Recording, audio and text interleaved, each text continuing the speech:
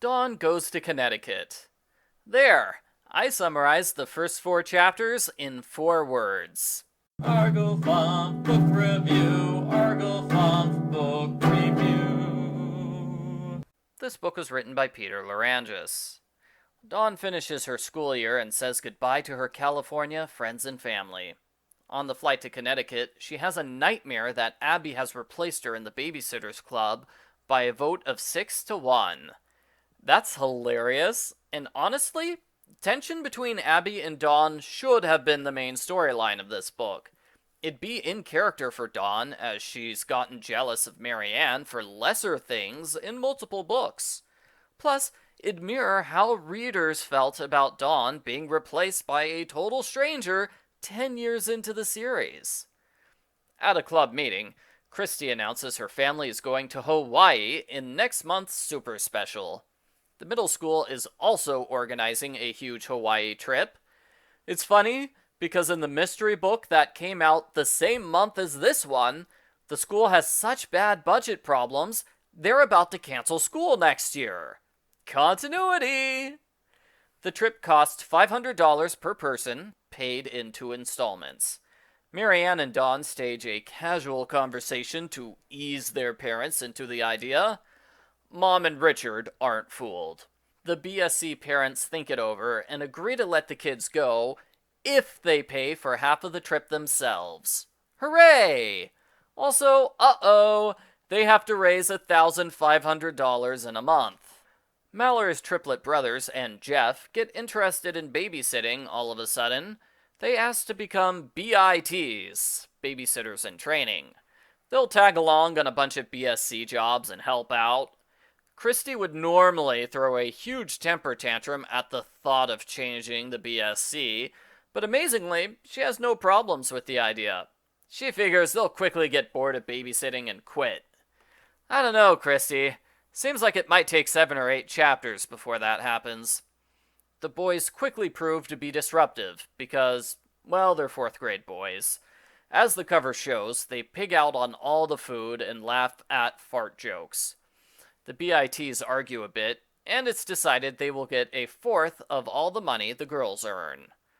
Please note, this does not at all work with the other storyline of the girls trying to earn money for Hawaii. The girls do everything they can. Bake sales, yard sales, car washes, lawn mowing. They are desperate for cash. So why do they agree to give away a 1/4 of their earnings to some boys that aren't taking babysitting seriously? Jesse babysits the Preziosos with Jeff. Jeff does an okay job entertaining Jenny with his jokes, but he throws a humongous fit whenever the baby does something. Jessie half feels like she's babysitting Jeff too. The other boys have similar problems. They never show up to club meetings and they argue a lot. Byron cancels on a sitting job at the last minute, although he does come back later to help. He also, well... Brian found he had a taste for baby formula. He ended up eating most of the Salem Twins bottles himself. That is super gross. There is some minor drama over the Hawaii trip. If they don't get enough students, the trip will be canceled. This is why they should have announced the trip during the school year, not in the middle of summer, a month before. As you would expect, there are just enough entries and dropouts so Dawn gets to come to Hawaii with everybody else. After all, she's the narrator. She has to go. Although, come to think of it, her being rejected probably would have been a good storyline. The babysitters become unhappy with the boys, who only behave well on occasion. Since the book isn't over yet, they decide to keep going with the program for a touch longer. The girls realize with horror that their money estimates are off because they'll need spending money on the trip. Where will they get more money? There's a week in between the money deadline and the start of the trip. They should be fine.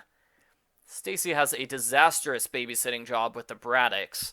9-year-old Haley refuses to be babysat by 10-year-old Adam. The two of them fight constantly.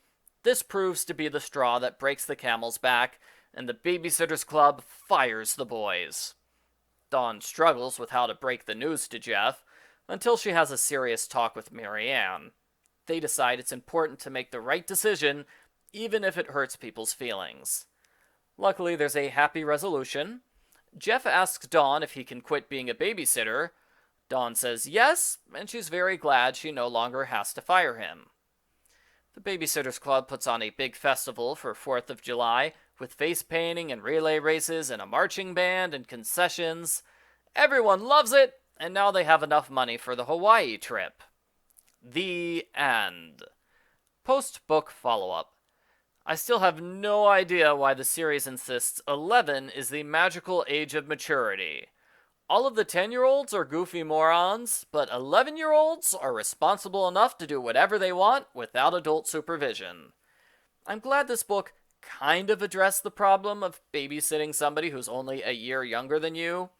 In real life, that would not work as well as it does for Mallory and Jesse. I didn't like the Hawaii stuff in this book. There was so much of it, especially in the first half, that it feels like the main plot. As all the adults point out, it doesn't make sense for Dawn to be so obsessed with Hawaii when she just arrived in Connecticut.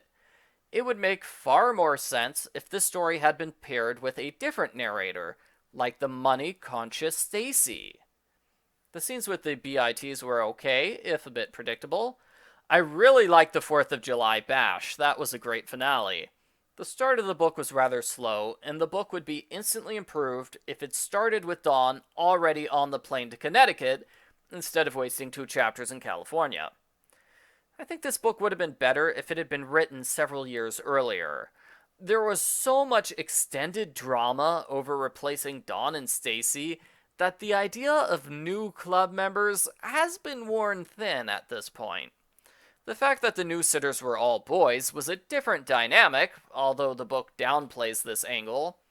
It's too bad Logan never showed up at any point to give his input.